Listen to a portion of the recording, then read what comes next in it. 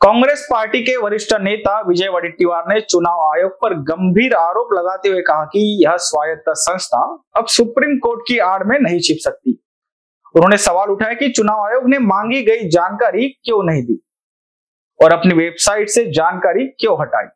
पहले सबूत मांगने वाले अब सबूत दे जाने पर उसे पुराना कह रहे हैं। यह उल्टा चोर कोतवाल को डांटे जैसी स्थिति है।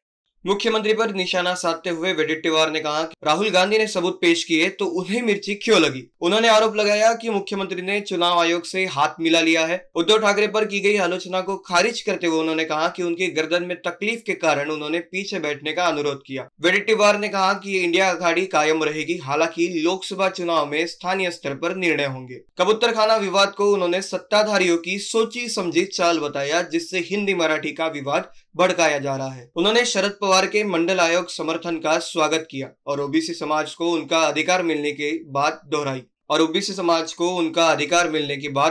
ठाकरे बंधुओं के बारे में कहा कि यदि वे एकजुट होते हैं तो कांग्रेस को खुशी होगी और उसके बाद आगे की रणनीति तय की जाएगी।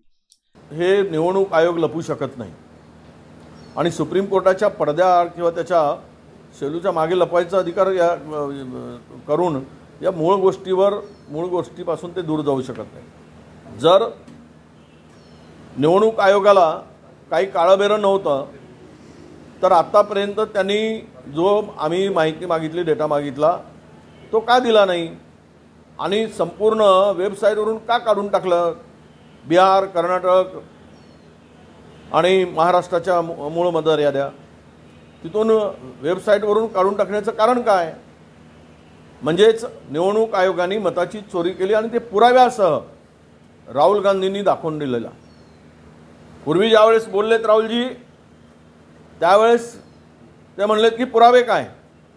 आता पुरावे दिल्यानंतर जुनी बाटली, वारे शहाण्यानो, बेमानी कराल आणि निवडणुकांचे निकाल फिरवाल, मतांची चोरी कराल आणि उलटा चोर पुन्हा कोतवाल को डाटे असं या म्हणीप्रमाणे उल्टा पुन्हा आरोप कराल।